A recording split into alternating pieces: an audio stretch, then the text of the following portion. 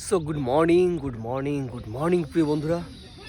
তো সকাল সকাল আমলকি খেতে খেতে চলে এসেছি মাঠে। এবার তোমরা অনেকে ভাবতে পারো যে সকাল সকাল আমি আমলকি কেন খাচ্ছি। অ্যাকচুয়ালি আমলকি খেতে খেতে একটা অভ্যাসে পরিণত হয়ে গেছে আমার, ঠিক আছে। এই জন্য ভালো লাগে সকালে খেতে আর কি। প্রিয় বন্ধুরা, আজকে সকাল থেকেই মেঘলা ওয়েদার। সূর্য তো উঠছে, আবার মেঘে ঢেকে যাচ্ছে।